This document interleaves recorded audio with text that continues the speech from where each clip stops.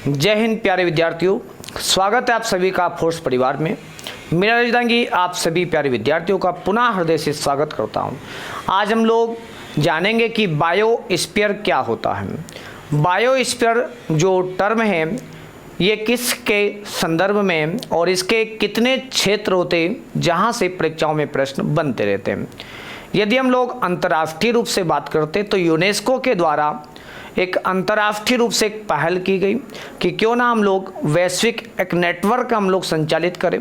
विश्व में जो प्रकृति को होने वाला जो क्षरण है, प्रकृति को होने वाला जो नुकसान है, वन्य जीवों का जो होने वाला जो नुकसान है, जो मानव के क्रियाकलापों या अन्य प्रकार की गतिविधियों के कारण जीव जंतु और पर्यावरण आज खत्म होने की कगार पर है, उसको संरक्षित करने के लिए अंतर्राष्ट्रीय रूप से एक पहल आरंभ की गई जिसका नाम क्या है, बायोस्फीयर।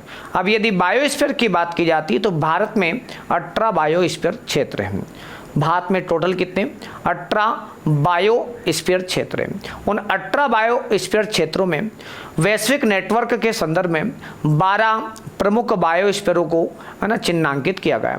उन 12 जो बायोस्फीयर क्षेत्र है जहाँ पे यूनेस्को की एक वैश्विक लेवल की एक परियोजना यहाँ पे संचालित की जा रही है।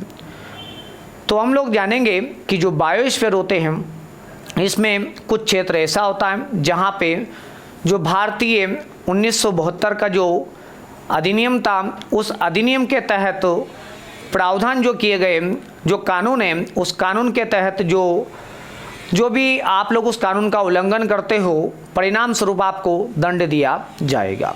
तो हम लोग ये जो बायोस्फीयर होता है इसको हम लोग 3 जोन में हम लोग पढ़ते हैं। कितने जोन में?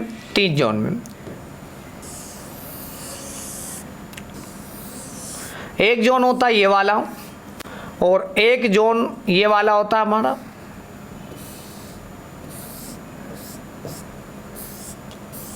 और एक जोन होगा सबसे बाहर वाला, ये वाला।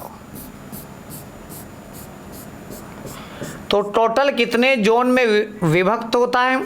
तो ये 3 जोन में बटा होता है। जो सबसे अंदर वाला जोन होता है ये सबसे इम्पोर्टेंट जोन है। वैसे तो तीनों ही जोन हमारे काम के, तीनों ही अति महत्वपूर्ण जोन होते हैं। इस वाले जोन को हम लोग सेंट्रल जोन कहते हैं या फिर हम लोग इसको कहेंगे कोर जोन। कोर जोन के रूप में हम लोग इसको जानते हैं। इसके बाद में हमारा जो दूसरा जोन होता है उसको हम लोग, ये वाला जो जोन होता है इसको हम लोग बफर जोन कहते हैं, और जो सबसे बाहर की ओर होता है इसको संक्रमण जोन कहा जाता है। तो कितने 3 प्रकार के जोनों में हम लोग इसको क्या करते हैं, वर्गीकृत करते हैं। सबसे पहले बात करते हैं तो 1972 का जो वन्य जीव संरक्षण अधिनियम है वो अधिनियम यहाँ पर लागू होता है। उसके तहत यहाँ पर जीव जंतु पेड़ पौधों की क्या होती है, सुरक्षा की जाती है। यहाँ पर मानव गतिविधियाँ क्या होती है, मानव गतिविधियाँ प्रतिबंधित होती हैं। यहाँ मानव आ जा नहीं सकता है, ठीक है। साथ में यहाँ पे अनुसंधान, जो वैज्ञानिक होते हैं अनुसंधान कर सकते हैं। शैक्षणिक रूप में ये उपयोग में लाया जा सकता है। तो शैक्षणिक, साथ में अनुसंधान और साथ में शिक्षा के सेक्टर में इसका उपयोग किया जा सकता है। साथ में जो प्रशासनिक अधिकारी होते हैं ये प्रशासनिक अधिकारी ही यहाँ पर आ जा सकते हैं। बाकी अन्य को यहाँ पर आने जाने की छूट नहीं होती। यहाँ पे ना तो आप चराई कर सकते हो, ना ही आप लोग कृषि कर सकते हो, कुछ भी नहीं कर सकते हो। ये जोन कहलाता आप लोगों का सेंट्रल जोन ठीक है ना, कोर जोन के रूप में जाना जाता है। दूसरा जोन होता है जिसको हम लोग बफर जोन कहते हैं, ये थोड़ा सा है ना कोर जोन से थोड़ा सा कम महत्व का और संक्रमण जोन से थोड़ा सा अधिक महत्व का होता है। यहाँ पर अनुसंधान से संबंधित गतिविधियां यहाँ पर भी की जा सकती हैं। अनुसंधान के साथ में शिक्षा से संबंधित गतिविधियां यहाँ पे संचालित हो सकती हैं। साथ में यहाँ पे कृषि की जा सकती है। कृषि में हम लोग मत्स्य पालन हम लोग यहाँ पर कर सकते हैं, मत्स्य पालन, ठीक है ना, यहाँ पर मत्स्य पालन जैसी सुविधा यहाँ पर उपलब्ध होती है। साथ में सीमित पर्यटन होता है, क्या होता है, सीमित पर्यटन की सुविधा यहाँ पर होती है।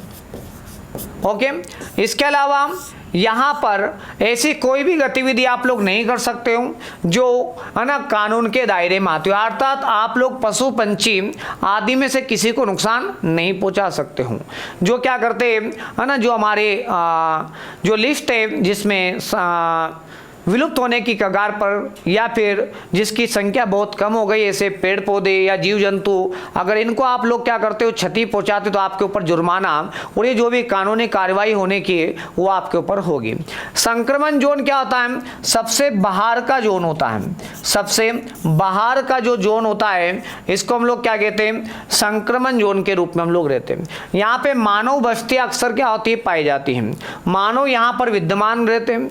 यहाँ पे ये क्या करते हैं, प्रकृति के अनुरूप क्या करते हैं, कृषि करते हैं, लेकिन प्रकृति को नुकसान वो यहाँ पर भी नहीं पहुँचाते। मत्स्य पालन, साथ में ये जितनी भी गतिविधियाँ वो यहाँ पर संचालित की जा सकती है। मानव यहाँ पर आ जा सकता है, यहाँ अपने निवास स्थान को क्या कर सकता है, बसा सकता है, और कृषि भी यहाँ पर कर सकता है। तो ये 3 प्रमुख पार्ट होते हैं, ठीक है। तो आशा आप लोगों को जो बायोस्फीयर के 3 भाग है वो आपको समझ में आ गए होंगे। जय हिंद, जय भारत, धन्यवाद।